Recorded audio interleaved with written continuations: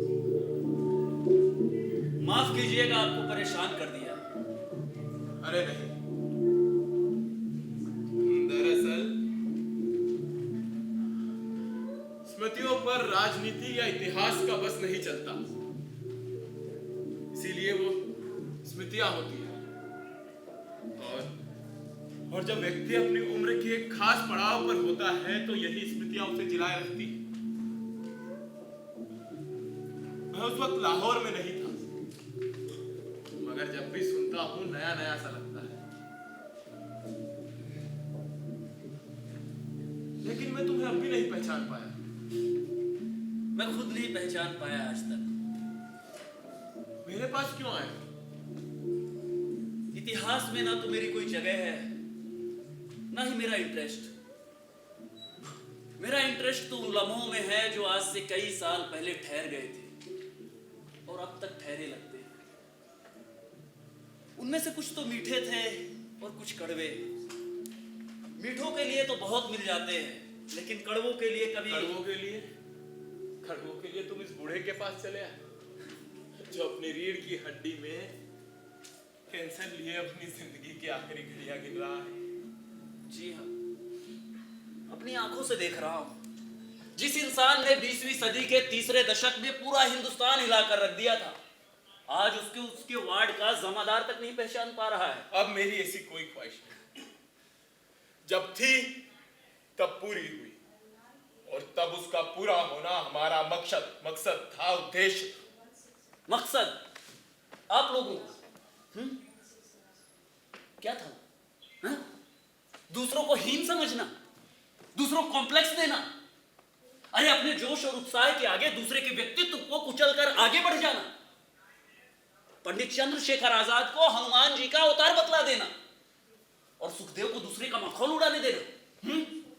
भगत के इंटेलेक्ट के आगे सबको बौना समझना और किसी गैर जानकार को भाई बम्पूलाट जैसे मजाक में उलझाकर रुला देना। तुम भाई बम्पूलाट को जानते हो?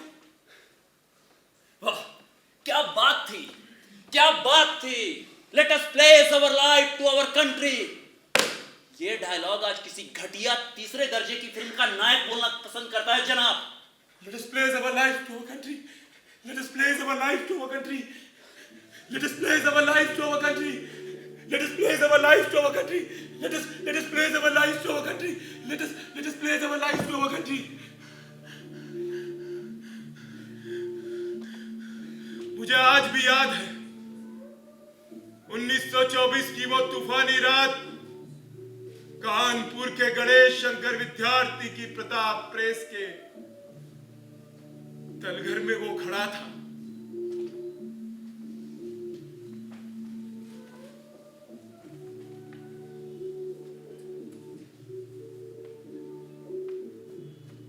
पूज्य पिताजी, नमस्ते। मेरी जिंदगी मकसद आला यानी आजादी हिंद के उसूलों के लिए वक्फ हो चुकी है। इसलिए मेरी जिंदगी में आराम और दुनियावी ख्वाहिशात बायसे कशिश नहीं है। जिंदा रहने की ख्वाहिश कुदरती तौर पर मुझ में भी होनी चाहिए, लेकिन मेरा जिंदा रहना सशर्त है। मैं कैद होकर या पाबंद होकर जिंदा नहीं रहना चाहता। आपको याद होगा कि जब मैं छोटा था तो दादाजी ने मेरे यज्ञोपवीत के वक्त ऐलान कर दिया था कि मुझे खिदमते वतन के लिए वक्फ कर दिया गया है। लिहाजा मैं उस वक्त की प्रतिज्ञा पूरी कर रहा हूं। उम्मीद है कि आप मुझे मुआफ फरमाएंगे। आपका ताबेदार।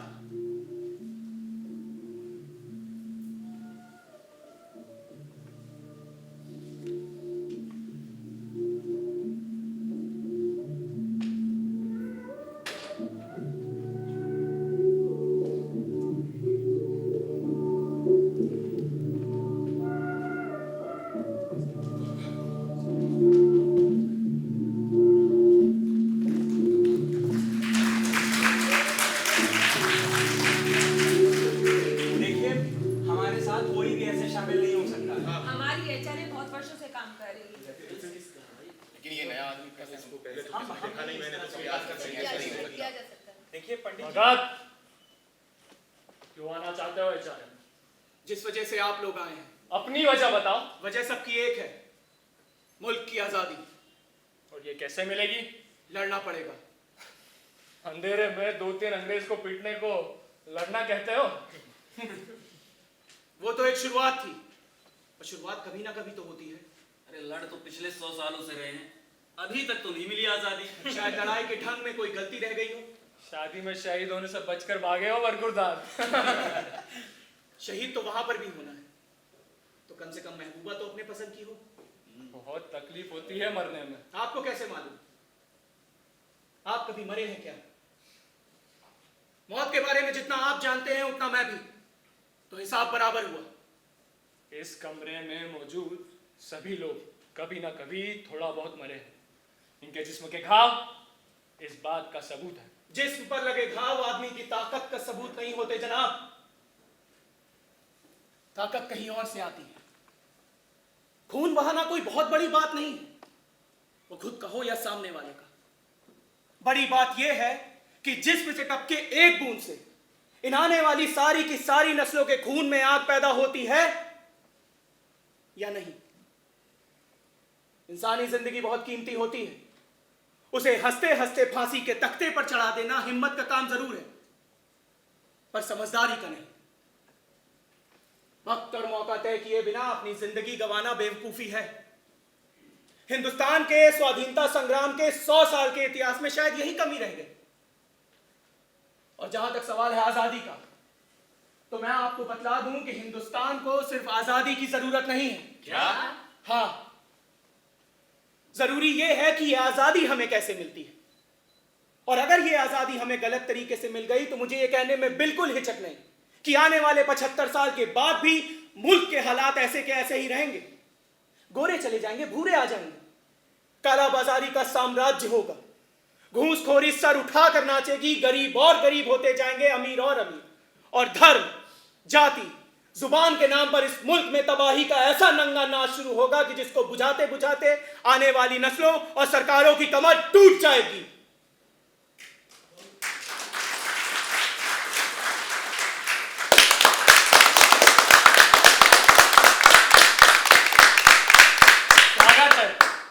स्वागत है भगत, स्वागत है। हिंदुस्तान रिपब्लिक एसोसिएशन में स्वागत है तुम्हारा। मेरा नाम राम प्रसाद बिस्मिल। इनसे मिलिए, ये फरीदनाथ घोष।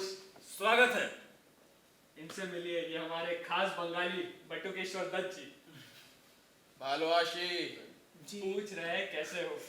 जी बेहतर। तो हनुमान जी और बंगालियों फर्क जानते हो क्या होता है? जी क्या होता है? कोई फर्क नहीं होता। जब तक हनुमान जी और बंगाली जी दोनों को अपनी ताकत का एहसास न कराया कराया जाए, जब तक वो भूलते नहीं। और जब याद आ जाए तो पूरा पहाड़ी उठा लाते हैं। वैसे अपना पंडित का है।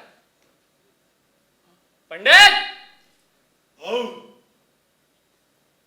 ये भूत है चारे का, जंजीर और जिंदगी आज तक नहीं इसे रोक पाई और ना ही कभी रोक पाएगी। पंडित, भगत से मिलेगा? कसरत के वक्त नहीं। जी नाम क्या है इनका? पंडित चंद्रशेखर आजाद।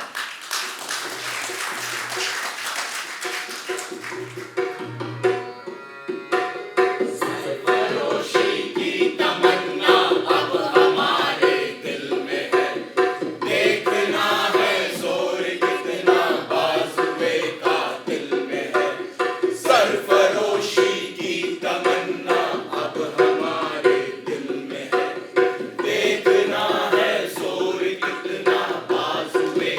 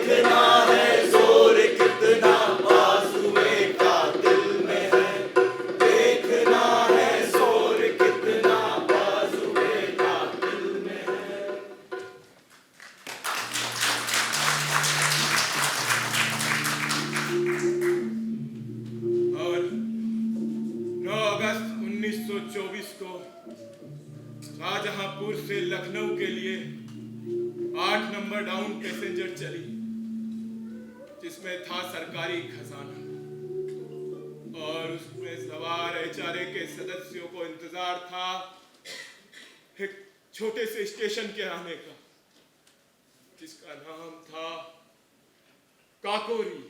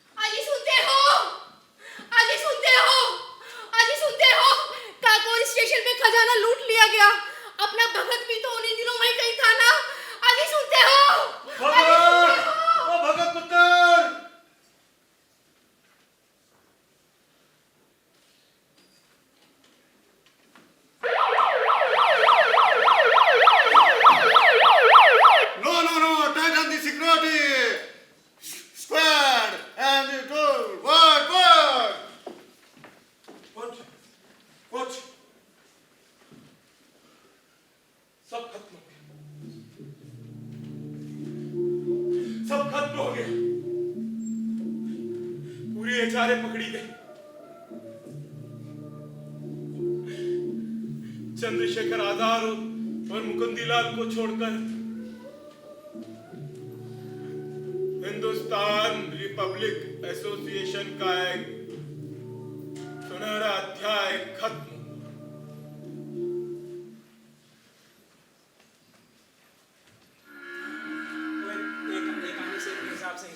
बहुत भगलदार आओगे यार, बहुत मुश्किल है यार। सुख चल, देश के नौजवान, दूध का भाव एक आने से चारा कितना लगा? 18 से 18 से 18 सेर। और दूध कितना निकला? 22 से 22 सेर। शहर कितना भेजा? कितना भेजा? 21 से बस। और बाकी? बाकी देश के नौजवान भी गए यार। अभी देश के बुढ़े को पता चलेगा ना तो पिछवाड़ा तोड़ देगा। अरे है कोई अंदर या?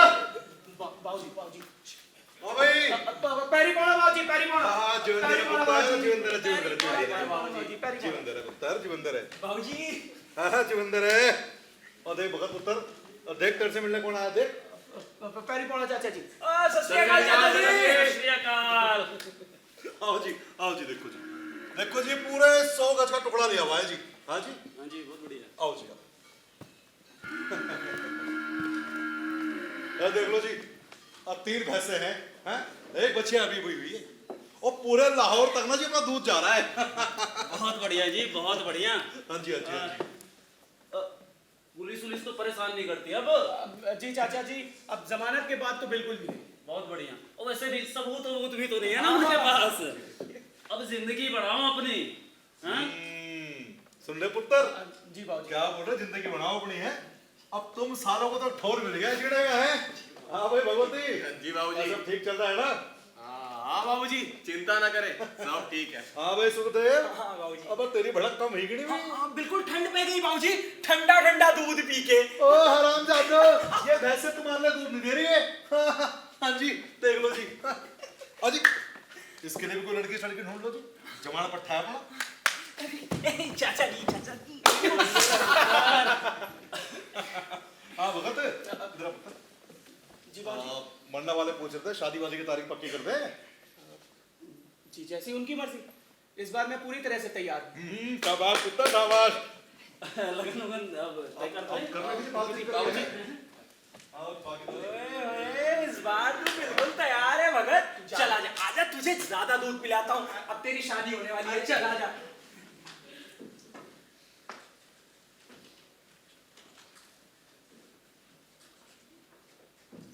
बस एक गिरफ्तारी और दम निकल गया साले का। 1927 के दशक के दौर में लाहौर को दूध पिला रहा है। लेकिन वो डेयरी तो उसके पिताजी ने खुलवाई पंडित जी। तो क्रांति में अपने पिताजी से पूछने खुदा था। साला 50 भेद लेके गया है यहाँ के, इसलिए कि दूध बेचे, शादी करे, बच्चे पैदा करके आबादी में बोझ पड़ाए। कीड़े मकोड़े फैला के चले गए दोनों के दोनों अचार में। वो क्या है उसका नाम, वो 4 फुट का अमेरिकन नौटंकी बाज जी, चार्ली चैपलिन। उसकी कहानी सुन सुनकर क्रांति लाएंगे। जी बहुत बड़ा एक्टर है जी। बताओ तुझे। जी जी, मैं सुखदेव कह रहा था।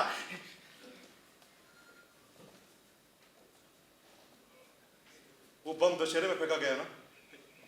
जी वो तो सरकार को बहाना चाहिए अपने भगत को पकड़ने का और उस पर मोटा केस लगाने का, और उन्हें वो बचे हुए काकोरी के नाम भी तो चाहिए थे, लेकिन उसने कुछ नहीं बताया उसने। तो एहसान किया मेरे पे, एहसान किया। जी पंडित जी, बहुत मार पड़ी पंडित जी उनको। करनी पड़ेगी, सहन करनी पड़ेगी, वरना बीबी के नारे के गिलास से बन के बैठ जाओ। मैं भूलूंगा नहीं। ये सबसे बड़ा धोखा है मेरी जिंदगी का, भूलूंगा नहीं। ठीक है, फैसला हो गया। राजगुरु जी पंडित जी। तुम अभी के अभी लाहौर निकल रहे हैं। एक बार बात करके देख लेना, मान गया तो ठीक, वरना ये भाई बम्बुलाट साथ ले जाना, काम आएगा। लेकिन एक बार आप खुद बात करके देख लेते। बस फैसला हो गया, फैसला हो गया। साला ये दिन भी देखना था, ये दिन भी देखना था, ये दिन भी देखना था।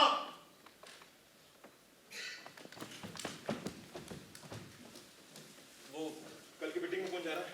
कल की मीटिंग का क्या हुआ? तुम जा रहे हो शिव भाई? हाँ मैं जा रहा हूँ। मगर वहाँ पे सारे लोग तैयार हैं ना? सब लोग तैयार तो हैं, लेकिन कोई हम लोग ने गड़बड़ी जो नहीं होनी चाहिए।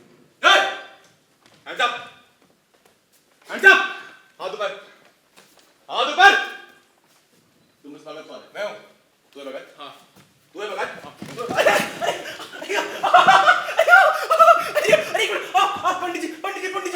पंडित जी ने बचा। अरे पंडित जी ने तुम्हारे लिए खत भेजा है यार, सुन लिया करो।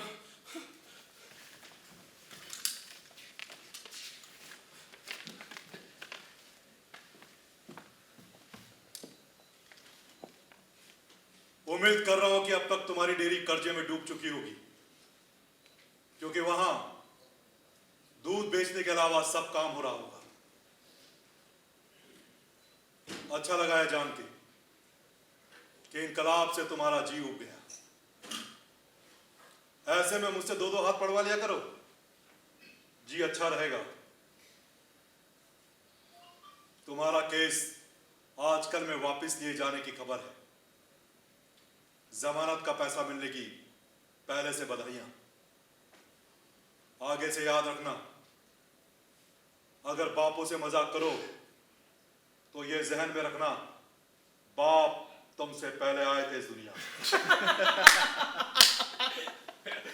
पर भाई क्या कभी इतिहास मानेगा कि पंडित चंद्रशेखर आजाद ने अपने भगत को मारने के लिए भाई बम्बुलाट भेज दिए? और भाई बम्बुलाट भी एकदम भरे हुए, जैसे देखते ही चीर फाड़ डालेंगे। लेकिन एक बात बताओ, तुम लोगों ने ऐसा किया क्यों? बे उल्लू के पट्टे, नाम है राजगुरु और राजा के भांडो जैसी बात कर रहा है। अबे मेरी 60,000 रुपए की जमानत दी गई है, वो भी बैरिस्टर दौलत राम और दुनीचंद जैसी शख्सियत ने। अब मैंने अगर 6 महीने के पहले कुछ भी किया तो उनकी साथ कहाँ जाएगी? और अगली बार से हम में से कोई भी पकड़ा गया तो जमानती कहाँ से लाओगे? पैसे के नाम पर तो पार्टी वैसे ही नंगी है, फिर कोई डकैती डालनी पड़ेगी। लेकिन एक बात तो है, पंडित जी ने भी एकदम लुहार की चोट मारी है। आओ देखते हैं क्या कहने हैं पंडित जी के। अब जरूरी बात, फिरोज शाह कोटला की मीटिंग पक्की हो चुकी है। उत्तर भारत के लोगों को इस मीटिंग को लेकर काफी उत्साह है। बंगाल के अलावा इसमें सब शामिल हो रहे हैं। जैसा कि तय है, इस मीटिंग का संचालन तुम करोगे। उम्मीद करता हूं यह क्रांतिकारी आंदोलन में नई करवट साबित होगा। फैसला जो भी होगा मुझे मंजूर है। तुम्हारा पंडित। पुनश्च अगली बार मिलो तो सोशलिज्म लफ्ज का थोड़ा खुलासा करना। ऋषि क्रांति पर भी कोई किताब ला सको तो अच्छा रहेगा, मगर याद रखना हिंदी में। क्या कहने हैं भाई पंडित जी के कमाल यार। पंडित जी की क्या बात में डाली।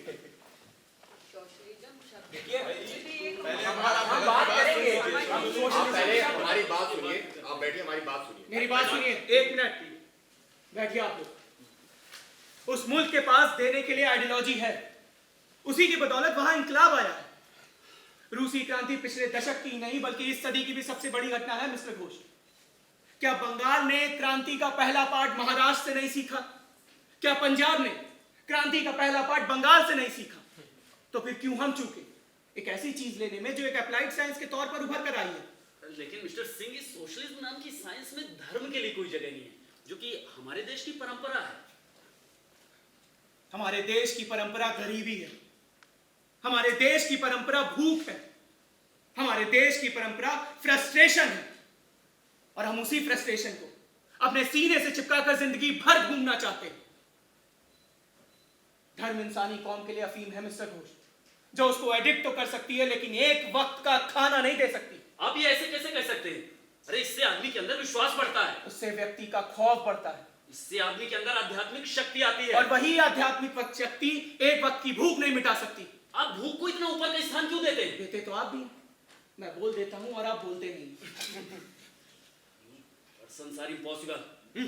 अरे सुनिए मिस्टर घोष, अरे आप लोगों से बात करने का कोई फायदा ही नहीं।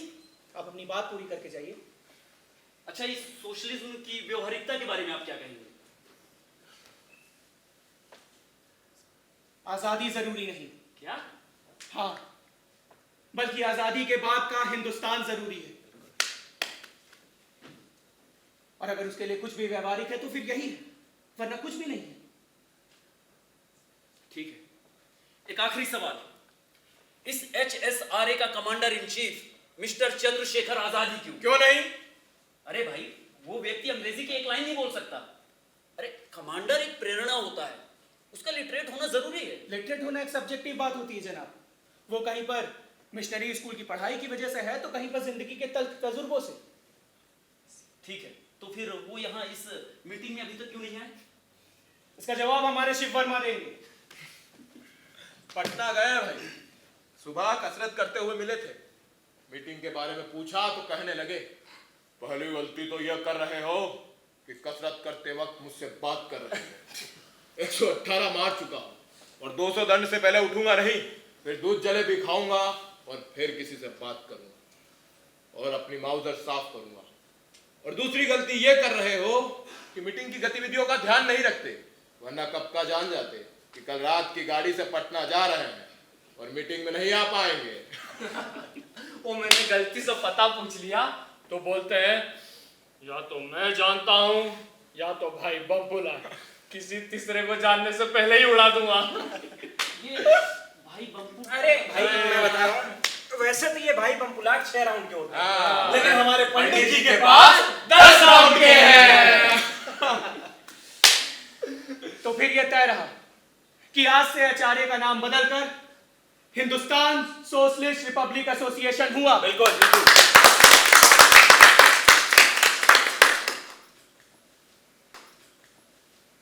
और अब आता है हमारा पहला टारगेट। 30 अक्टूबर को साइमन कमीशन लाहौर पहुंच रहा है। वो जहां जहां से गुजरेगा हम उसका वहां वहां कड़ा विरोध करेंगे और हमारा नारा होगा, Simon commission go back, go back, go back, Simon commission go back, go back, go back, Simon commission go back, go back, go back, Simon commission go back, go back, go back.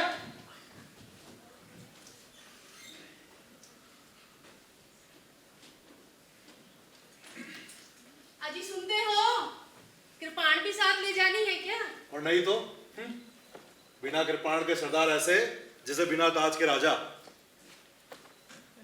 और वो तेरी नामाकुल औलाद है क्या जिसने सिख होने के बावजूद केश कटा लिए? क्रांतिकारी कहते हैं लाला जी को। शेर बूढ़ा होने पर भी शेर रहता है। क्या शान से जुलूस की कमाल संभाल के रखी है, ऐसा लग रहा है जैसे आग का गोला। अरे अपने सुख और भगवती वगैरह भी तो साथ चल रहे हैं। अरे तू उन हरामखोरों की बात मत कर मेरे सामने। अरे वो लाला लाजपत राय के पैर की जुत्ती भी नहीं है। लेकिन अपना भगत तो कुछ और ही कह रहा था। और जो मैं कह रहा हूं, 45 साल के सरदार की बात में भरोसा नहीं है, वो 20 साल के लौंडे की है। उस अच्छी भली लड़की को और परेशान करके रखा है। अरे तो आप उसे कह क्यों नहीं देते कि कहीं और जाकर शादी कर ले? अपनी औलाद को समझाया नहीं जा रहा है, दूसरे के औलाद से जाके बात करूं। अरे मुझे तो आजकल की नई पौधी समझ में नहीं आती, ना जाने क्या खा के पैदा हुई है। अरे कल तक इन्हीं लाला जी को गाली दे रहे थे और आज इन्हीं को पुलिस से बचाते हुए बाप समान घेरे चले जा रहे हैं। अरे अपना भगत कह रहा था कि लाहौर में ही सारा मोर्चा भारत नौजवान सभा ने संभाल रखा है। हाँ संभाल रखा है। अब है उसे अजीत का भतीजा ना। अरे मैं तो कहता हूं ये जुलूस मोर्चे करता रहे तो ठीक है, कम से कम अपने चाचा की तरह जिंदगी भर के लिए मुल्क छोड़ के बाहर तो नहीं रहना पड़ेगा। 20 साल हो गए उसे मुल्क से फरार हुए। जवान बीवी घर में छोड़ के गया था, बेचारी इंतजार करते करते बुढ़ा गई। Salmon Commission, go back! Go back! Go back! Salmon Commission, go back! Go back! Go back! Salmon Commission, go back! Go back! Go back! Salmon Commission, go back! Go back! Go back! अजी सुनते हो?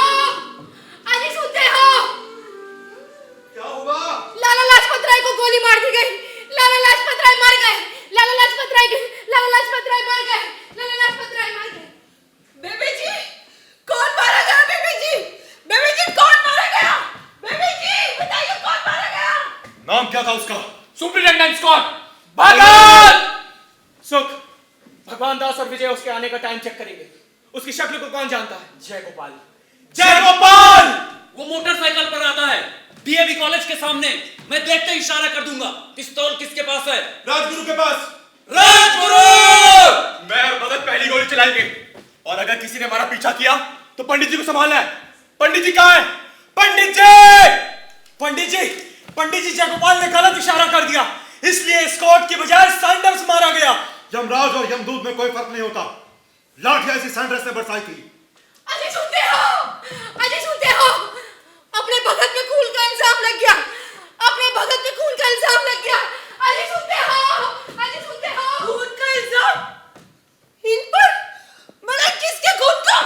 Baby जी, किसके खून का? यही सवाल मेरा था। यही सवाल मेरा था। खून का इल्जाम उस पर, लेकिन किसके खून का? उस सैंडर्स का तो सबको याद रहा। इतिहास ने भी उसे अपने पन्नों में डंके बजाकर जगह दी और उस एक खून ने उसे यूं बना दिया। लेकिन होए, होए, कल वो मुझे मिली थी किनारी बाजार में। मैंने कहा सत श्री अकाल जी, तो वो शर्मा गई। फिर पता है उसकी माँ ने क्या कहा? होए, तनु शर्माने की लोड़ नहीं, अगले बरस की होली तनु अपने देवर और जेठा के नारी बनानी है। उस गरीब की जान की सपनों का खून, उसका दारोमदार, उसकी जिम्मेदारी। अरे दूसरों के खून से होली खेलने वाले उस महाबली ने क्या कभी किसी के हाथ के मेहंदी के रंग को पहचानने की कोशिश की? ये तो होना ही था, ये होना ही था। मैंने तुझसे पहले भी कितनी बार कहा था सुख कि उससे हंसी मजाक मत किया कर। ये मेरी जमानत के दिन महंगे पड़ गए। अरे 24-24 घंटे बम बारूद की गंध सूंघने वाले उस महाबली ने क्या कभी गुलाब की नन्ही सी कली को सूंघ कर देखा? उस स्वतंत्रता संग्राम की धारा को ही बदल कर रख देने वाले उस महाबली ने किसी के कुलबुलाते छोटे से दिल को टटोलने की कोशिश की? देख भगत, अपने आप से झूठ बोलने की कोशिश मत कर। तो इस वक्त सुखदेव से बात कर रहा है। मैंने उससे आज तक कभी बात नहीं की। जवाब दीजिए, जवाब दीजिए। उस इंसान के साथ कंधे से कंधा लड़ाकर उस संग्राम में बराबर का हिस्सा लेने वाले एक जिम्मेदार व्यक्ति होने के नाते आपका चुप रहना कहां तक जायज है, मिस्टर बटुकेश्वर दत्त? इससे कोई फर्क नहीं पड़ता भगत। बात से कोई फर्क नहीं पड़ता, ये तू खुद जानता है। लेकिन हम इसके लिए जिम्मेदार हैं सुखदेव, हम इसके लिए जिम्मेदार हैं, हम इससे भाग नहीं सकते। ओए मेरे यार, भागे बगैर हमारे पास कोई और चारा नहीं है। तू मेरी बात समझ, जिंदगी हमें कहीं और ढकेल चुकी है। जिंदगी किसी की मर्जी के बिना किसी को कहीं नहीं धकेल सकती। मुझे तेरी आंख में सुअर का बाल नजर आ रहा है भगत। क्या मतलब? तूने 8 अप्रैल वाले एक्शन में जाने से इनकार कर दिया। किसने कहा? वो पंडित जी का आदेश था कि 8 अप्रैल को असेंबली में बम फेंकने मैं नहीं जाऊंगा। लेकिन बम फेंकने की पेशकश तेरी थी, फेंकने के बाद गिरफ्तारी की पेशकश तेरी थी। वो आज भी है। वहां उस वक्त असेंबली में दुनिया जहान की प्रेस मौजूद होगी, विदेशी पत्रकार भी होंगे। HSRA के पास अपनी बात दुनिया तक पहुंचाने का इससे अच्छा मौका और कोई हो ही नहीं सकता। और पहुंचाएगा कौन? वो राजगुरु जो ऑर्गेनाइजेशन का सबसे भरोसेमंद सिपाही है। लेकिन अपने लाचार बचपन की वजह से वो बेचारा ऐसी जबान नहीं रखता कि अपनी बात को बौद्धिक स्तर पर खड़ा होकर व्यक्त कर सके। ये सब बातें मुझसे बोलने का मतलब? सरदार भगत सिंह सुखदेव से एक मामूली सी बात का मतलब पूछ रहे हैं। तू बहुत गंदे इशारे कर रहा है सुखदेव। सरदार भगत सिंह को एकदम एहसास हुआ कि उनका इंटेलेक्ट तो सिर्फ लेख लिखने में है। HSRA के थिंक टैंक कहलाए जाने वाले सरदार भगत सिंह के इरादों में दिक्कतें आने लगी। अपनी तूफानी शिद्दत और विश्व क्रांति की बेइंतहा जानकारी सरदार भगत सिंह अपनी जिंदगी के किसी नाजुक से लम्हे के लिए बचाकर रखने की सोच रहे हैं। खामोश हो जा सुखदेव। किसी भी किस्म की क्रांति में कंफ्यूजन की कोई गुंजाइश नहीं होती जनाब, और खासकर जब वो कंफ्यूजन किसी औरत का लाया हुआ हो। मैं कह रहा हूं खामोश हो जा सुखदेव। मुझे तेरी आंख की लाली में बदलाव दिख रहा है भगत आजकल। तुझे कोई हक नहीं बनता, तुझे कोई हक नहीं बनता भगत, तुझे कोई हक नहीं बनता कि तू उस पीढ़ी के मुंह पर थप्पड़ मारे जो तेरा मुंह देख देख कर जी रही है।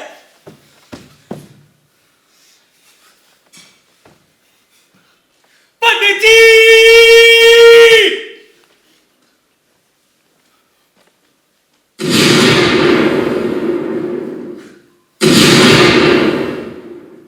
The British Empire was established by the fraud and forgery of Clive and Hastings, and it is being maintained by the fraud and forgery of Hastings. And now, we say in the loud roaring voice, get down with imperialism! Workers of the world, get united! Long live revolution! Long live revolution! Long live revolution! Long live revolution! Long live revolution! Long live revolution! Long live revolution! Long live revolution! एक लाहौर में news के गए, बाकी सारे centres पर सरकार बौखला उठी है। पंडित जी चारों तरफ छापे पड़ने शुरू हो गए। सबको इन्फॉर्म करना होगा कि अंडरग्राउंड हो जाए। सिर्फ अंडरग्राउंड होने से काम नहीं चलेगा, काम जारी रखना पड़ेगा। तुम्हें भी एकदम कानपुर निकल रहे हो। झांसी, पटना, सब जगह तार कर दो कि खबरदार रहे। और लाहौर सुखदेव को बता दो कि उसे कुत्ते के सामान ढूंढ रही है पुलिस। अरे कहाँ गई आप लोगों की वो धमाकेदार योजनाएं, और कहाँ गया वो HSRA का फैला हुआ नेटवर्क? अरे आप लोग तो अपने आप को समझदारी की इंतहा माना करते थे ना। अब पंडित जी की गाइडेंस का क्या हुआ? हाँ? क्या? हाँ पंडित जी, जयगोपाल मुखबिर बन गया, आगरा की बम फैक्ट्री पकड़ी गई, और आज लाहौर की। पंडित जी फैक्ट्री के साथ सुखदेव पकड़ा गया।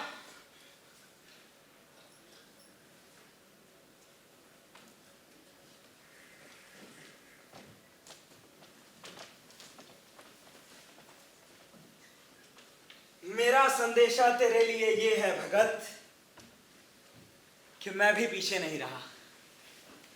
होए मेरी जान, बस जेल का फर्क है। तू वहां दिल्ली में है और मैं यहां लाहौर में। वैसे मैंने सुना तेरे केस की कार्यवाही शुरू हो गई। इंसान के लिए हमारा इश्क किसी से कम नहीं है, इसलिए इंसान के खून की ख्वाहिश रखने का तो सवाल ही नहीं उठता। हमारा एकमात्र उद्देश्य था कि हम एक धमाका करें, क्योंकि बहरों को सुनाने के लिए धमाकों की ही जरूरत होती है। हमने उनको चेतावनी दी है जो आंख मूंद कर अंधों समान इस रेस में दौड़ते चले जा रहे हैं। आने वाली गंभीर स्थितियों की चिंता किए बिना हमारा यह काम इंसानियत के प्रति हमारे रुझान को ही दर्शाता है। हम वो मशाल हाथ में लेकर उठे हैं जो कभी गुरु गोविंद सिंह, शिवाजी, कमाल पाशा, रजा खां, वॉशिंगटन, गरिबाल्डी और लफायते और लेनिन के हाथों में थी। हम ये असेंबली कांड करके बतलाना चाहते थे कि व्यक्ति की हत्या की जा सकती है, लेकिन उनके विचारों की नहीं। फ्रांस में लेटर दी कैचेट और वेस्टाइल के खौफनाक हादसे भी क्रांति को कुचल नहीं सके। साइबेरिया के खानों में भेजकर जिंदगियां छीन ली गई, लेकिन उनके इरादे नहीं। और हमारी ये क्रांति कोई बम और पिस्तौलों की संस्कृति नहीं है। हमारे लिए उसका अर्थ है बदलाव, द चेंज। अगर समय रहते हमारी इस वर्तमान सभ्यता के ढांचे को बदला नहीं गया, अगर सर्वहारा वर्ग को महत्ता नहीं दी गई, तो आने वाले कल के हिंदुस्तान को महज कुछ पूंजीपति अपनी सुनहरी कलमों से लिख रहे होंगे।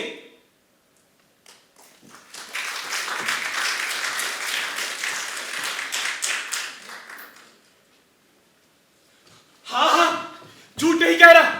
पंडित जी को खबर कर दो कि श्री वर्मा, जयदेव कपूर, कुंदन लाल सहारनपुर में पकड़े गए। मैं जगह आज ही खाली कर रहा हूं। अपना ख्याल रखना, क्योंकि कल भगत और दत्त का फैसला है। अजी सुनते हो? अपने भगत को वाहेगुरु जी को यही मंजूर था, उम्र कैद। मैं तो कहता हूं कि फिर भी सस्ते में छूट गए। इस हरामजादी सरकार से मुझे इतनी भी उम्मीद नहीं थी। सुन रही है ना तू क्या कह रहा हूं? कम से कम यह एहसास तो रहेगा कि जहां भी है जिंदा है।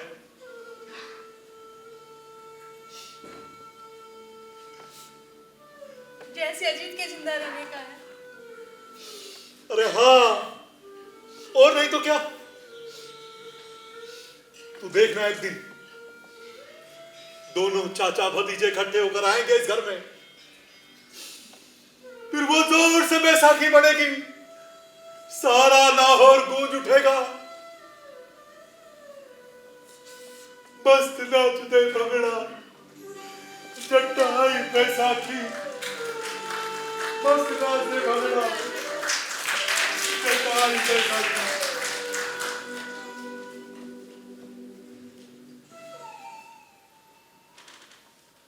मेरा नाम भगत सिंह है और मेरा नाम सुखदेव है। मेरा नाम यतीन्द्रनाथ दास है। आ गए? हाँ, आगरा की फैक्ट्री में था, मसाला घोल रहा था।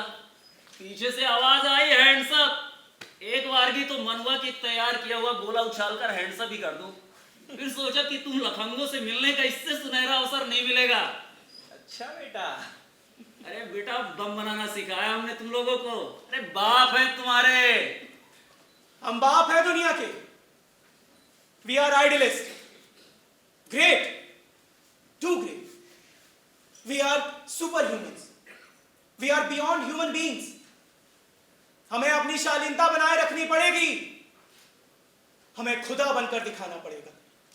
जमाना तभी मानेगा कि क्या लोग थे भाई, क्रांति के रास्ते में अपनी भावनाओं को कुचलकर आगे बढ़ गए। याद है तुझे वो किस्सा? क्यों भाई? अरे याद कैसे नहीं होगा भाई, याद है। अरे बाजार में कैलेंडर बिक रहा था, उस पे एक खूबसूरत लड़की की तस्वीर थी। भाई राजगुरु बाबू उसको देखते ही खरीद लाए और पार्टी दफ्तर में लगा दिया। पंडित जी आए और देखते ही बौखला उठे, कैलेंडर उठाया और उसके टुकड़े टुकड़े। भाई राजगुरु बाबू आए और देखते ही तिल मिला उठे, अरे मेरा कैलेंडर किसने फाड़ा? पंडित जी बोले मैंने फाड़ा। भाई राजगुरु बाबू पूछते क्यों फाड़ा? पंडित जी बोले क्रांति कर ले या इसमें उलझ जा। राजगुरु बाबू ने तुरंत केचुली बदल ली। भाई बोले अच्छा पंडित जी, तो आप हर खूबसूरत चीज को फाड़ दोगे? पंडित जी बोले हाँ फाड़ दूंगा। बोले अच्छा, तो आप ताजमहल को भी फाड़ दोगे? पंडित जी बोले हाँ फाड़ दूंगा। भाई राजगुरु बाबू बोलते हैं अरे पंडित जी, खूबसूरत दुनिया का सपना बसाने चले हो और खूबसूरती से इतनी नफरत पालकर। वो वाकई एक खूबसूरत सवाल था। तुझे याद है वो इटालवी क्रांति, जब मैज़िनी अपने पहले विद्रोह में हार के कारण बुरी तरह टूट चुका था? हाँ, याद है, याद है। और जब वो अपने खोए हुए साथियों को याद करके बुरी तरह रो उठता था, तब उसकी प्रेमिका के सिर्फ एक खत ने उसे इतना मजबूत बना दिया कि आगे चलकर उसने इतिहास का ही दिशा निर्देशन शुरू कर दिया। हाँ, मैंने उस लड़की के बारे में पूछा था, क्योंकि वो मुझे याद आती है।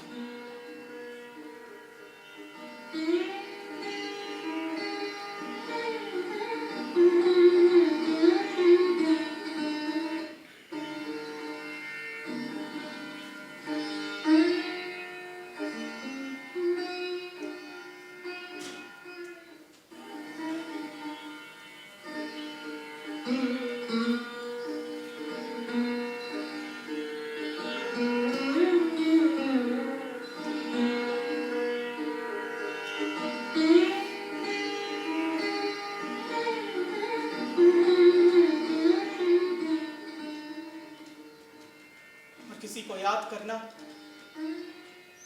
मेरा हक है, किसी को यादों में बसाना मेरा हक है। वो तो हम गुलाम मुल्क के नौजवान हैं सुखदेव, और इश्क जैसी पाक साफ चीज के लिए ये आबो हवा ठीक नहीं है। वरना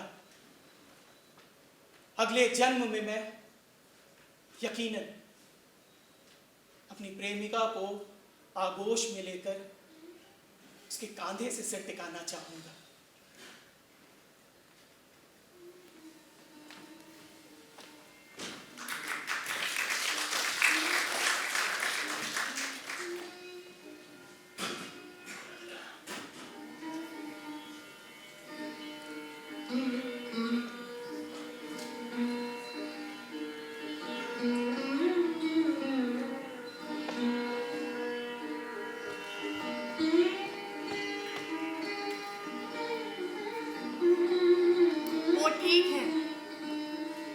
सजा मिली है, पर वाहे गुरुजी की कृपा से वो नहीं जिसका डर था यहाँ आ चुका है।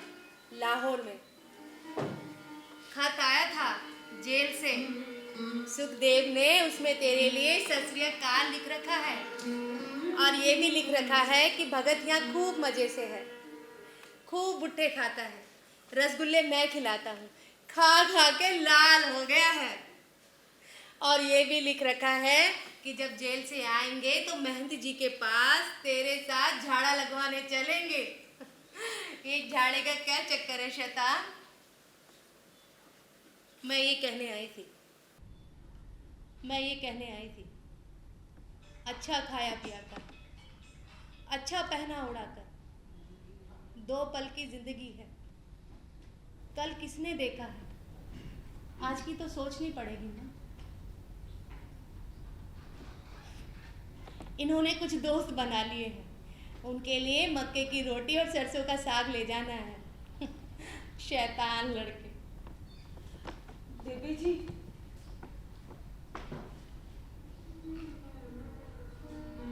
ज्यादा पढ़ी लिखी नहीं,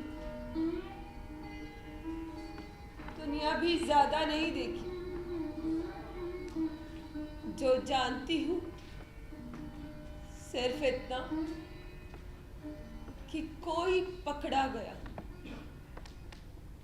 उसको सजा हो गई।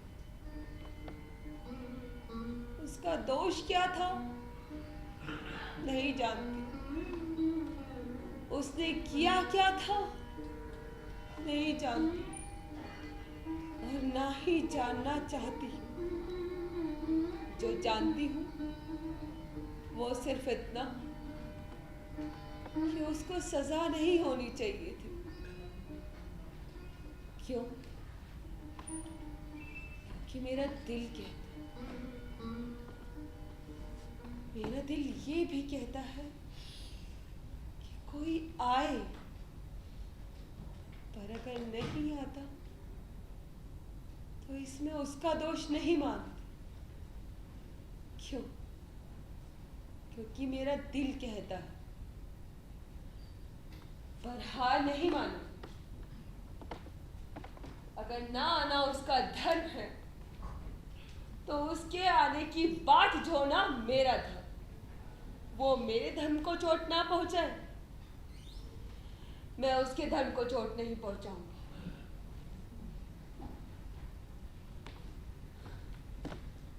बाकी अब तकलीफ ना करो। अब अच्छा खाना और अच्छा पहनना, यही मेरा धर्म बन चुका है। क्योंकि फीका रंग पहनकर कोई किसी का इंतजार नहीं कर सकता।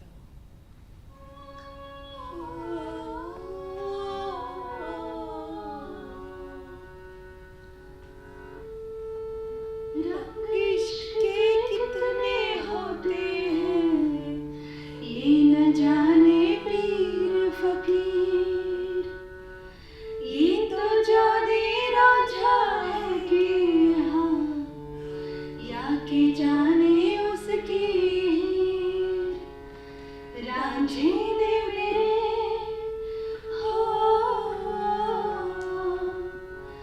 रांझे ने मेरे वादा किया।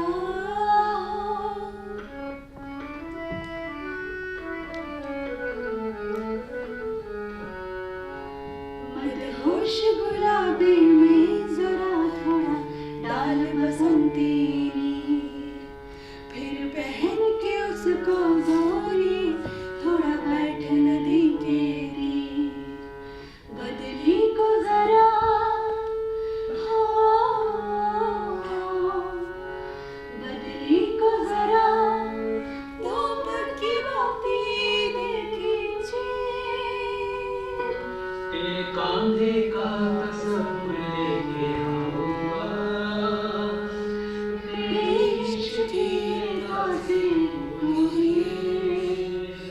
तेरे कांधे का तसव्वुर लेके आऊंगा। मेरे इश्क की किस चीज का इंतजार कर रहे हो सालो? कि ऊपर से कोई पैगंबर आएगा और तुम्हें छुड़ा के ले जाएगा? ये लाहौर सेंटर जेल है, दिल्ली कानपुर नहीं। जबरदस्त साले को, जबरदस्त साले को, साले अंग्रेजों को गोली मारोगे, हुकूमत से टक्कर लोगे, गुजर दो पूरा का पूरा खाना खिला के जेल से अंदर। मैं देखता हूँ ये भूख हड़ताल कब तक चलती है। नाम जानते हो मेरा? उसका नाम खान बहादुर अब्दुल अजीज है पंडित जी। वो हैवानियत पर उतर आया है। उसने बहुत पठान मंगवा लिए जो उनके सीने पे चढ़ चढ़ के उसके नाक से खाना ढूंढते। आज के भूख हड़ताल का 50वां दिन। ये हड़ताल नहीं रुकेगी, ये जंग नहीं रुकेगी। हमारी लड़ाई तो अब शुरू होती है। We want complete facilities equivalent to the European prisoners. इंकलाब जिंदाबाद, जिंदाबाद, जिंदाबाद। भगत शिमले मुर्गियां मारकर खा लिए यार। इसका सारा खाना बाहर आ गया। यतीम के फेफड़ों में एक सेर दूध भर गया है। ये देखो भगत, इसका बदन अकड़ रहा है, इसकी जबान अटक रही है। यतीन्द्र, भगत इसकी नाड़ी जा रही है। यतीन्द्र, इसके दिल का सीरा उनके खून के आसपास सिमट आया पंडित जी। क्या कोई कुछ नहीं कर सकता?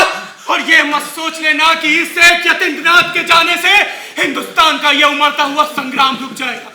ये चलता रहेगा जब तक कि हम पा नहीं लेते कंप्लीट इंडिपेंडेंस। इंकलाब जिंदाबाद, जिंदाबाद, जिंदाबाद। और तब मोतीलाल नेहरू ने कहा था कि सर झुकाता हूं शर्मिंदगी से इस हैवानियत के सामने। यतीन्द्रनाथ दास को कैसे भी बचाया जाए। और गणेश शंकर विद्यार्थी बोले थे, I feed on the craze of British Empire to don't even know how to kill. The soil of this land has had enough from you, the British.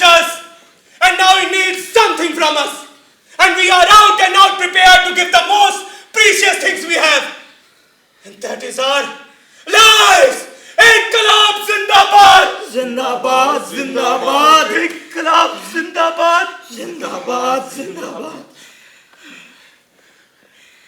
यतीन्द्रदास नहीं रहे। भगत के साथियों में ये पहली मौत थी।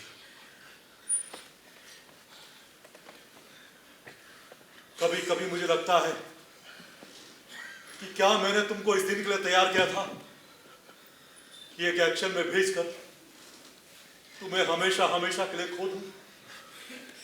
इसे खोना नहीं कहते पंडित जी, इसे पूरी तरह से पा लेना कहते हैं। ये भूख हड़ताल अब भी नहीं रुकेगी। इंकलाब जिंदाबाद जिंदाबाद जिंदाबाद। इंकलाब जिंदाबाद जिंदाबाद जिंदाबाद। इंकलाब जिंदाबाद जिंदाबाद जिंदाबाद। इंकलाब जिंदाबाद जिंदाबाद जिंदाबाद। इंकलाब जिंदाबाद जिंदाबाद जिंदाबाद।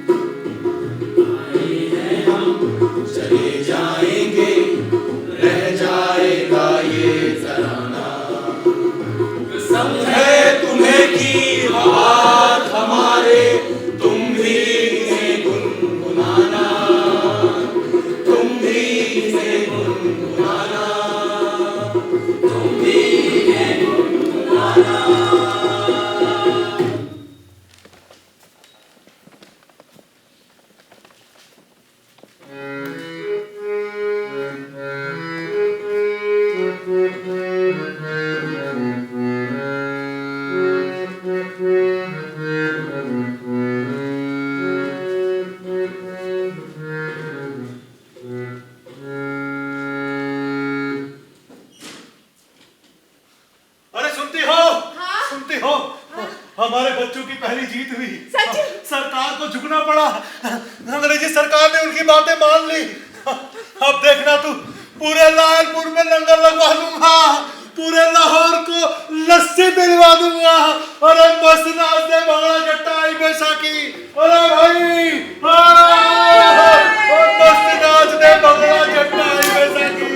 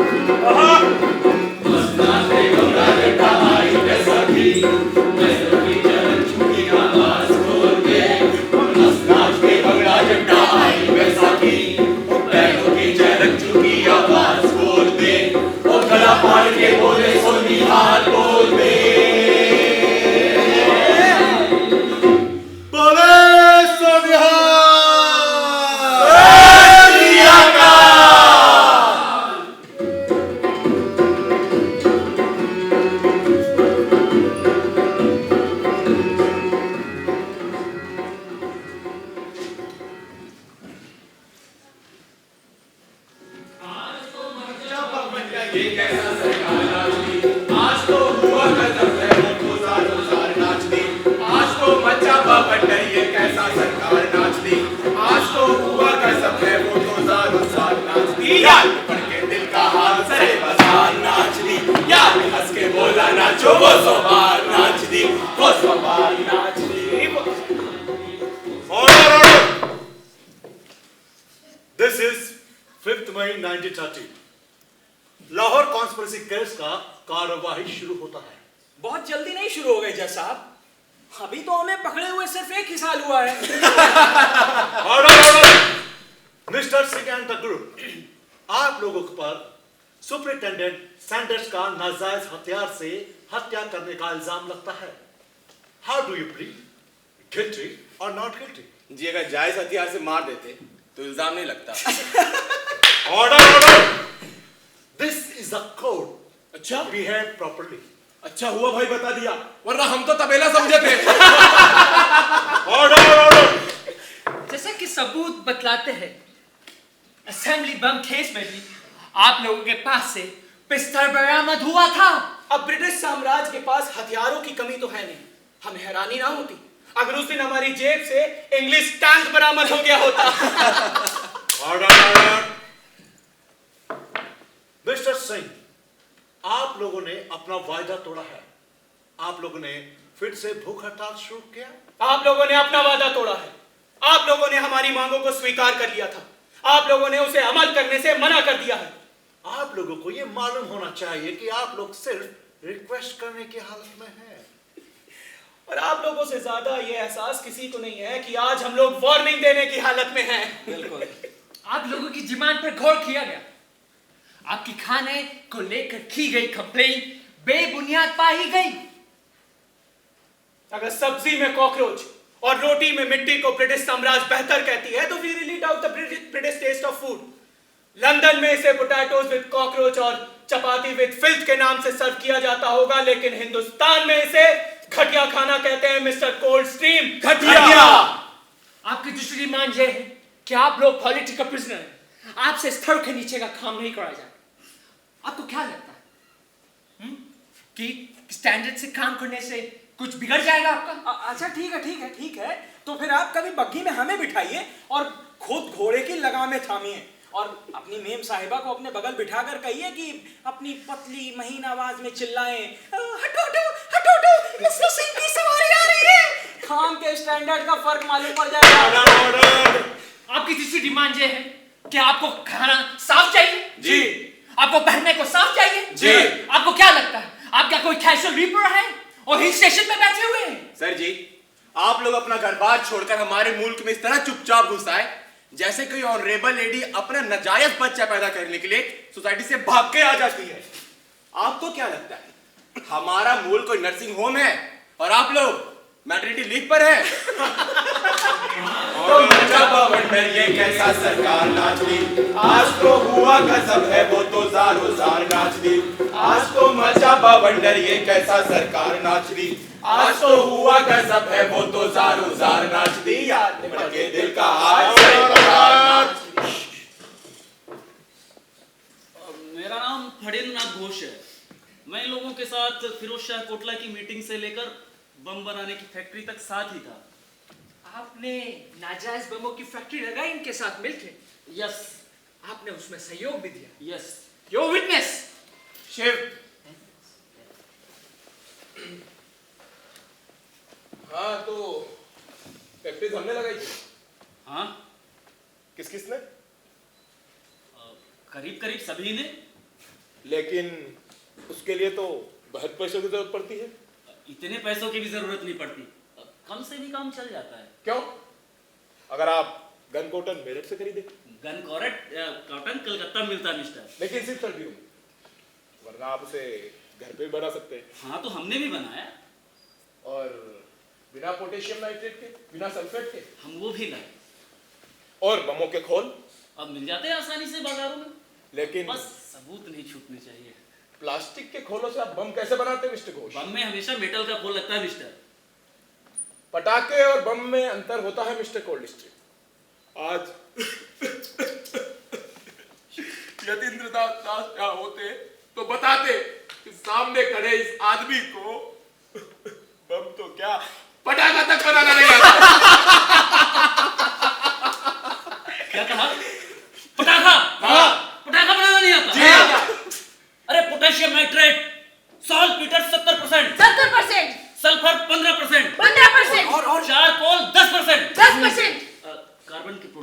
Carbon production. उसके बाद घर में काम आने वाली शीशा, किरचे, उसको एक मेटल के खोल के अंदर भर के बस बूम।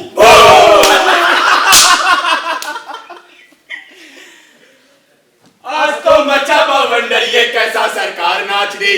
आज तो हुआ गजब है, वो तो जारो जार नाच दी। आज तो मचा बवंडर, ये कैसा सरकार नाच दी। यार भगत, वो बेवकूफ बम बनाने की सारी विधि बक गया, वही भरी अदालत में जर्नलिस्ट के सामने। कल हिंदुस्तान के हर अखबार के फ्रंट पेज छपी होगी बम बनाने विधि, वो भी तफसील से। अब तक तो साला हर घर में कुटीर उद्योग लग चुका होगा। आज तो मचा बवंडर, ये कैसा सरकार नाच दी। आज तो हुआ गजब है, वो तो जारो जार नाच दी। आज तो मचा बवंडर, आज तो मचा बवंडर। You will have to follow and rules and regulation of this court, Mr. Singh. आप लोग यहाँ पर हथकड़ी में बैठेगा और कार्रवाई शुरू होने से पहले मैं ये गाने का शासन हरगिज बर्दाश्त नहीं करूंगा। जहां तक हथकड़ी का सवाल है मिस्टर कोल्ड स्ट्रीम, तो हाथ हमारे हैं, चाह हमारी है, और टेररिस्ट और पॉलिटिकल प्रिजनर्स के बीच का फर्क समझने की जिम्मेदारी आपकी है। और जहां तक इन गानों का सवाल है, तो दिस इज इंडियन म्यूजिक। ये यहां तब बजता है जब होली मनती है, जब धान काटा जाता है, जब चौका लीपा जाता है। कभी आप भी अपने इन गोरे गोरे हाथों से चौका लीप करके देखिए, आपका भी मन बेचैन हो उठेगा इनको गाने के लिए। क्या आपको मालूम है ये केस आपके गैर मौजूदगी में भी चलाया जा सकता है? Ordinance of the special tribunal, viceroy Irwin के इस नए शगुफे का हमको पता है। जुडिशरी के इतिहास में यह पहली बार होगा जब कैदियों के ऊपर उनकी गैर मौजूदगी में केस चलाए जाएंगे।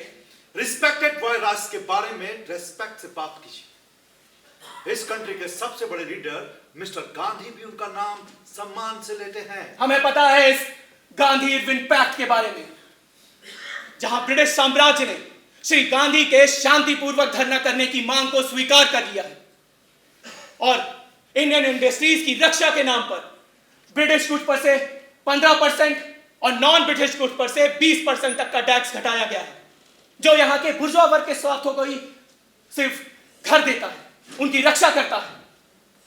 ना ही किसानों पर से लगान कम हुए हैं और ना ही नागरिकों पर से टैक्स, यहाँ तक कि नमक कर तक नहीं हटाया गया है। और साथ में सारे राजनीतिक बंदियों को छोड़ा गया है। शायद आपके गांधी साहब को यह नहीं मालूम कि 1915 की गदर पार्टी के सैकड़ों बंदी आज भी जिंदा कब्रों में गड़े हुए हैं। मार्शल लॉ के सैकड़ों बंदी जिंदा जेलों में सड़ रहे हैं। लाहौर, महुआ बाजार, काकोरी, इन सब में से किसी एक को भी नहीं छोड़ा गया। इनके बारे में क्या कहता है आपका गांधी इरविन पैक्ट? आज तो मचा बवंडर, ये कैसा सरकार नाच दी। आज तो हुआ गजब है, वो तो जारो जार नाच दी। आज तो मचा बवंडर, ये कैसा सरकार नाच दी। आज तो हुआ गजब है, वो तो जारो जार नाच दी। यार के बढ़ के दिल का हाथ सरे बाजार नाच दी। यार ने हंस के बोला नाचो वो सवार नाच दी। कुछ नहीं बोल पाया था वो गांधी इरविन पैक्ट, और कुछ नहीं बोल पाए थे कांग्रेस के सर्वे सर्वा, और कुछ नहीं बोल पाए थे देश के सेल्फ स्टाइल्ड लीडर्स। उन्होंने अदालत आना ही छोड़ दिया था। शायद सरकार चाहती ही ये थी। वो इस सदी का सबसे अनोखा मुकदमा लड़ा गया, जिसमें अभियुक्तों को तलब करने की जरूरत ही नहीं समझी गई। मैं तुम्हारा नाम भूल गया। मैंने बताया ही नहीं अभी तक। तो कानपुर से यहाँ सिर्फ मुझसे मिलने आए हो? जी हाँ शिव वर्मा जी, जैसे मैं दत्त साहब से मिलने दिल्ली गया था। लेकिन वो तो 1965 की बात है और ये आज का समय चल रहा है। उस समय में आज किसी को क्या इंटरेस्ट जाग गया? जब जागना चाहिए था तब जागा नहीं, और आज जब जागा है तो उनमें से सिर्फ आप ही बचे हैं। मैं आपको बस यही बतलाने आया हूं कि इस मुल्क की आजादी हमारे जैसों की देन है, उसकी नहीं। क्या मतलब? मैं उन हजारों लाखों लोगों को रिप्रेजेंट करने आया हूं जो उस वक्त उस इंसान की तूफानी रफ्तार की चपेट में आ गए थे, जो उस वक्त उसकी शक्ल देखकर दूसरा भगत सिंह बनने का इरादा ठान लिया था, लेकिन वो उसके साथ दौड़ नहीं पाए। उन्हें बीच में ही रुकना पड़ा। उनमें से कुछ थक गए तो कुछ फिसल गए, और वो बीच में गायब होकर भी अपनी मंजिल तक पहुंच गया। और हम आज भी उसी रास्ते में भटक रहे हैं। मेरे पास मेरा ताम्रपत्र है, मेरे स्वतंत्रता सेनानी होने का सर्टिफिकेट। मैं आज मर्सिडीज से आया हूं, अपने एयर कंडीशन बंगले से निकलकर। मेरे आज नाती पोते पब्लिक स्कूल में पढ़ते हैं, और मेरी पत्नी शहर की सबसे बड़ी सोशल ऑर्गेनाइजेशन की ऑनरेरी प्रेसिडेंट है। मिल रही सुविधाओं को लेने में क्या हर्ज है? ये बात आप कभी उससे बोल पाए? इस मुल्क में चुनाव आता है, उसने कुछ और चुना, तुमने कुछ और। क्यों मैं वो नहीं चुन पाया जो वो चुन के चला गया? क्यों?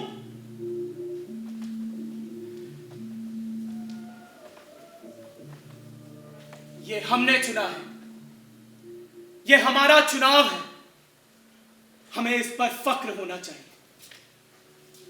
अगर हमारे इस मूवमेंट से आने वाले हिंदुस्तान को कोई नई दिशा मिलती है तो यही हमारी उपलब्धि होगी। कोई दिशा नहीं दे पाए तुम। आज के हिंदुस्तान में तुम्हें सिर्फ साबुन के कैलेंडर पर देखकर याद किया जाता है, सरदार भगत सिंह। लोगों की यादों में बसना हमारा मकसद नहीं। कल हमारा फैसला है। मजेदार बात नहीं है कि हमें पता है कि कल हमारा फैसला क्या होगा।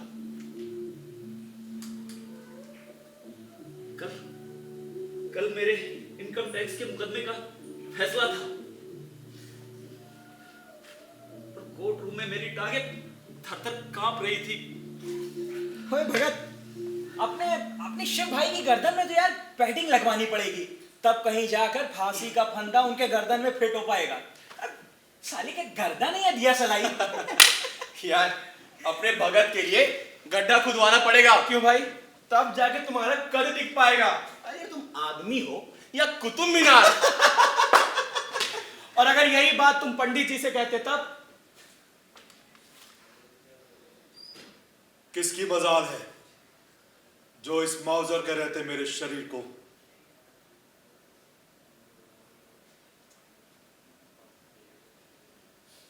मैं भी बहुत दिन तक जिंदा नहीं रहूंगा भगत, मगर तुम लोगों की बहुत याद आती है।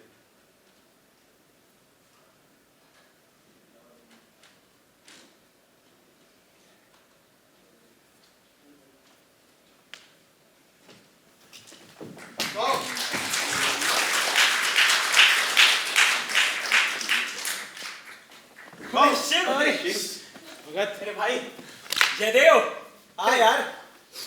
अरे शिव, कैसे हो यार? अरे चुप हो जा। अरे सुख। शिव भाई, अरे जयदेव, जयदेव,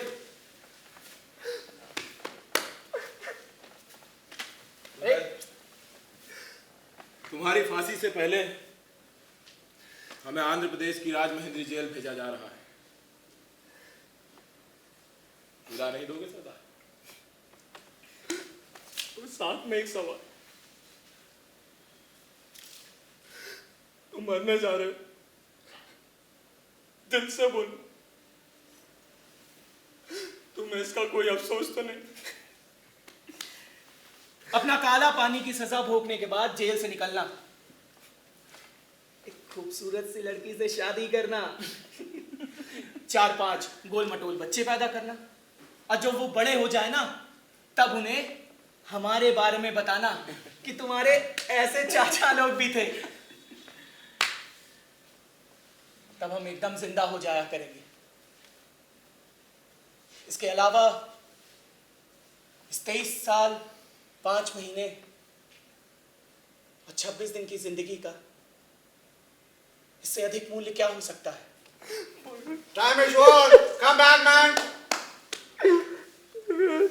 कोई बात नहीं, फिर मिलेंगे। जिंदाबाद।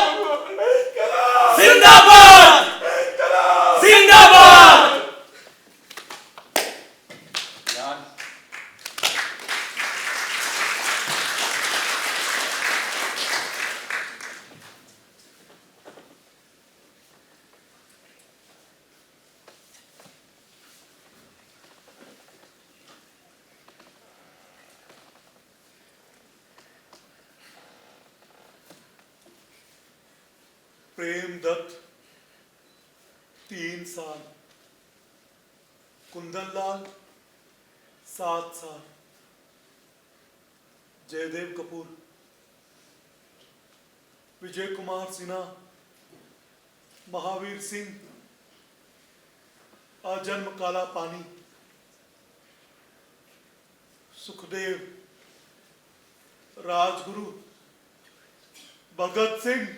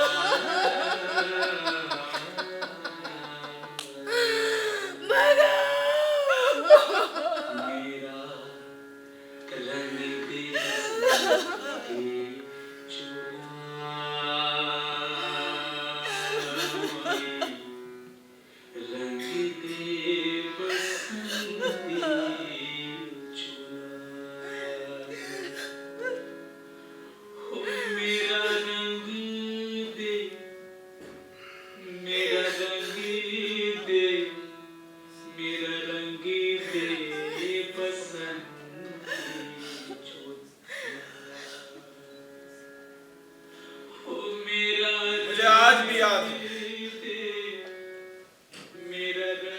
जब राज महेंद्री जेल में जेलर ने मुझे एक खबर दी थी तो मैं सीखचों में सर पटक पटक कर रो उठा था। दूसरे कमरे से जयदेव की सिसकियां सुनाई दे रही थी। फांसी हमेशा सुबह 6 बजे के बाद दी जाती है। सुना दंगा भड़कने के डर से उन्हें वक्त से 11 घंटे पहले 23 मार्च को ही फांसी दे दी गई और उनकी लाशों को टुकड़ों में काटकर बोरों में भरकर जेल की पिछली दीवार तोड़कर रातों रात फिरोजपुर रवाना कर दिया गया और वहां खौफ के मारे उन्हें अधजली हालत में ही सतलुज में फेंक दिया गया। उनकी समाधि आज भी हुसैनी वाला नहम की उस जगह मौजूद है।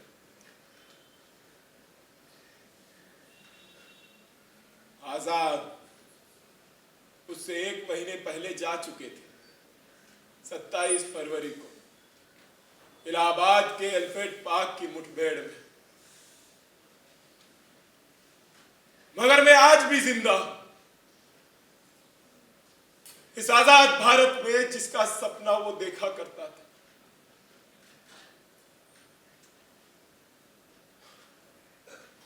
बस कभी कभी रातों में उसका हंसता मुस्कुराता चेहरा सामने आ जाता है तो ये पूछने की इच्छा जरूर होती है कि सरदार क्या यही था वो आजाद हिंदुस्तान जिसको पाने का तसव्वुर तुमने किया था?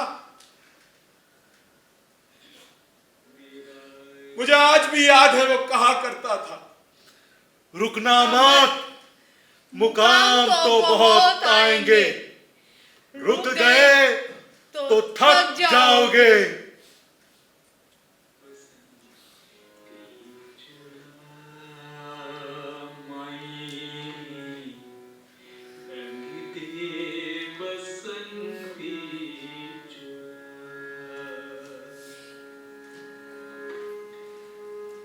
मेरे चोली में तेरे माथे का पसीना है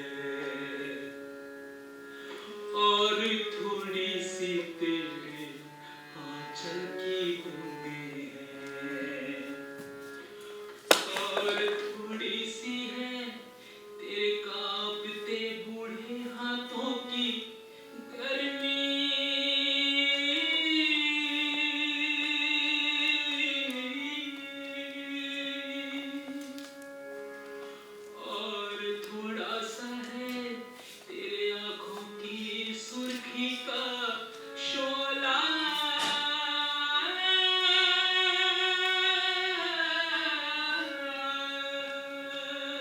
इस शोले को जो देखा तो आज ये तेरा लाल बोला। मेरा रंग दे बसंती चोला माई, रंग दे बसंती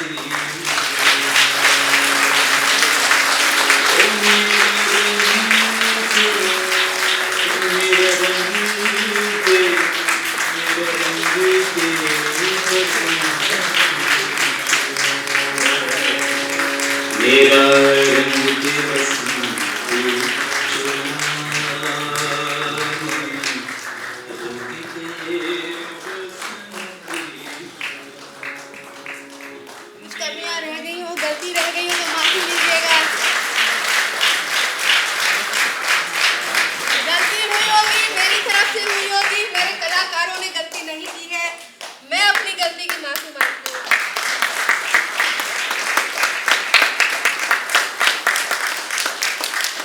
हमारे नाटक के डायरेक्टर हैं सज्जाद हुसैन खान।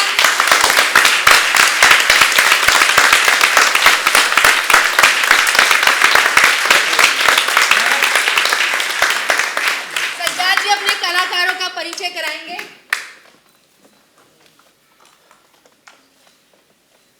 असली परिचय तो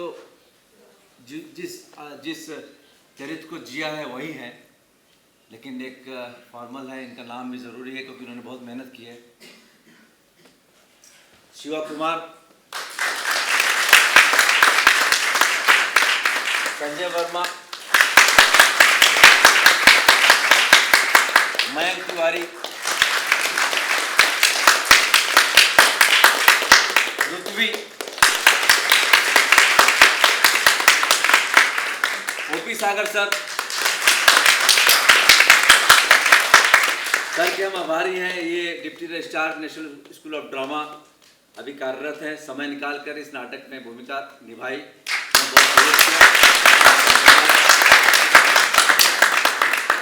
प्रयाग पांडे,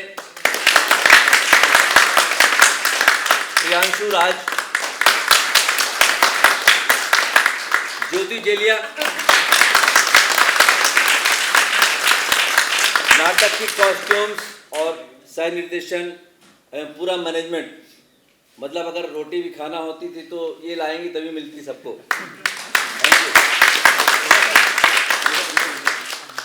किशोर, अभिषेक गिरी,